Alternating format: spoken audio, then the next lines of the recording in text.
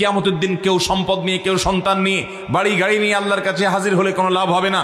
তবে যে একটা অন্তর নিয়ে যাবে, যেই অন্তরটা পরিচ্ছন্ন পবিত্র, সেখানে কোনো কলুষ নেই, এই অন্তরটা থেকে আখিরাতে উপকার দিবে। এই জন্য অন্তরে আল্লাহর ভয় জাগানো দরকার। আল্লাহর ভয় অন্তরে কিভাবে আসবে? আমি ইয়াসিন আরাফাত, আমার প্রশ্ন হলো, আমি আল্লাহর ভয় দিয়ে আমার অন্তরটাকে ভিজিয়ে রাখতে চাই, এমন কোনো আমল শিখিয়ে দিবেন যেটা করলে আল্লাহর ভয় আমার অন্তরে পয়দা হবে?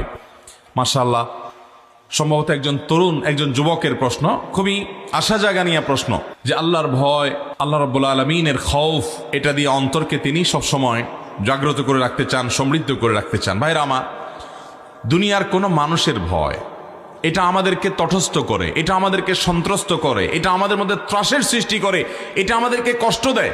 একজন সন্ত্রাসী আপনাকে খুন করবে, একজন শত্রু আপনার ক্ষতি করবে, একজন ডাকাত আপনাকে হত্যা করতে পারে। এরকম যদি ভয় থাকে, তাহলে আপনার ভিতরে অস্থিরতা কাজ করবে, আপনার কষ্ট হবে, আপনার ঘুম হবে না, আপনার পেরেশানি হবে। ভাইরা আমার, আল্লাহর ভয় এমন একটি বিষয় যে আল্লাহর ভয় যদি আপনার অন্তরে চলে আসে, আল্লাহর শপথ করে বলছি, এর মতো উপভোগ্য, এর মতো অভাবনীয় তৃপ্তি এবং স্বাদ আল্লাহর জমিনে আর কিছুতে আপনি পাবেন না। আল্লাহর ভয় অন্তরে লালন করলে যে স্বাদ পাবেন, আল্লাহর ভয়ে সন্ত্রস্ত হয়ে যদি, আল্লাহর ভয়ে ভীত হয়ে যদি আপনি চোখের পানি ফেলেন, দেখবেন আপনার অন্তরটা বরং ভারমুক্ত হয়ে গেছে, আপনার অন্তরটা যখন বরং ফ্রেশ হয়ে গেছে। আর যদি আল্লাহর ভয় ছাড়া অন্য কোনো মানুষের ভয় আপনার চোখের পানি আসে, আপনি আরো অস্থির হবেন, আরো পেরেশান হবেন, আরো ডিপ্রেসড হবেন। এই জন্য আল্লাহর ভয় দ্বারায় অন্তরকে যদি পরিপূর্ণ করতে পারেন কেউ, তাহলে তার দ্বারা কোনো পাপাচার হবে না, অন্যায় হবে না, অবিচার হবে না। তার অন্তরটা সজীব থাকবে, সতেজ থাকবে, তাজা থাকবে, আল্লাহমুখী থাকবে। এই অন্তর সম্পর্কে আল্লাহ বলেছেন, ইয়াউমা লা ইয়ানফাউ মালুন ওয়ালা বানুন ইল্লা মান আতাল্লাহা বিকলবিন সালিম। কিয়ামতের দিন কেউ সম্পদ নিয়ে, কেউ সন্তান নিয়ে, বাড়ি গাড়ি নিয়ে আল্লাহর কাছে হাজির হলে কোনো লাভ হবে না।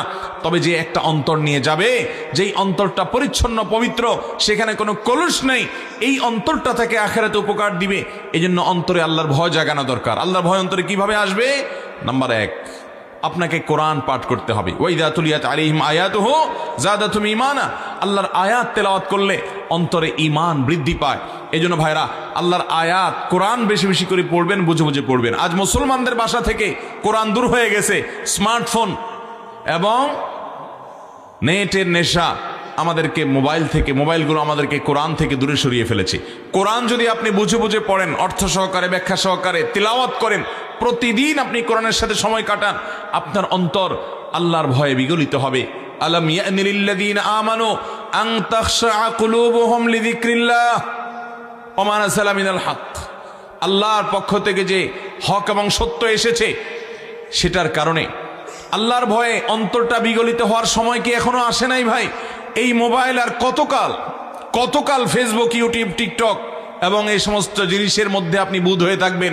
ভাইরা আমার, জীবন গলে যাচ্ছে বরফের মতো করে, কতকাল হারিয়ে থাকবেন এগুলোর মধ্যে? আসুন আল্লাহর ভয়ে ভীত করি নিজেকে, আল্লাহর ভয়ে নিজেকে, অন্তরকে বিগলিত করি। সেজন্য কোরআন বুঝে বুঝে পড়বো তো ইনশাআল্লাহ। কোরআন বুঝে বুঝে পড়বেন। কোরআন পড়লে আল্লাহর ভয় অন্তরে জাগ্রত হবে। দ্বিতীয়ত, আল্লাহর নেককার এবং আল্লাহ ভীরু মানুষগুলোর সান্নিধ্যে থাকবেন। পৃথিবীর সব জায়গাতেই কম বেশি পাবেন। আপনি আপনার গ্রামে খোঁজ করেন, কিছু ভালো মানুষ পাবেন, তাহাজ্জুদের নামাজ পড়ে, কারোর কোনো ক্ষতি করে না, পারলে মানুষ উপকার করে, কোনো পাপাচার করে না, কোনো গুনাহ করে না, কোনো গালমন্দ করে না, এবং নিজে ভালো থাকার চেষ্টা করে।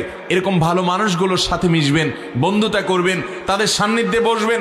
আল্লাহ বলেছেন, ইয়া আইয়ুহাল্লাযীনা আমানুত্তাকুল্লাহ, ঈমানদাররা মুত্তাকি হও। কিভাবে হবে? ওয়া কুনু মা'আস সাদিকিন, সৎকর্মশীল মানুষদের সাথে থাকো।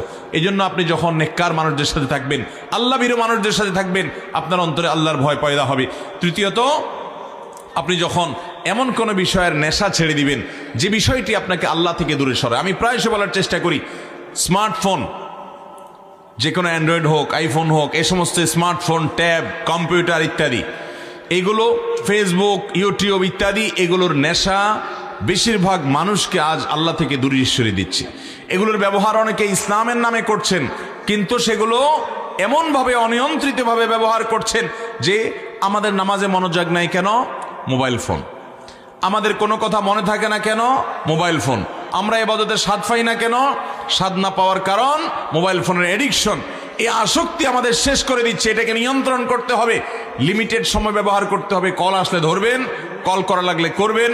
এছাড়া ফেসবুক ইত্যাদি টিপাটিপির জন্য নির্দিষ্ট সময় রাখবেন, এই সময়ের বাহিরে আমি টিপাটিপি করব না। এরকম যদি আপনি নিজেকে নিয়ন্ত্রণ করতে পারেন, আল্লাহর ভয় দ্বারা আপনার অন্তরকে আপনি সমৃদ্ধ করতে পারবেন, বিগলিত করতে পারবেন।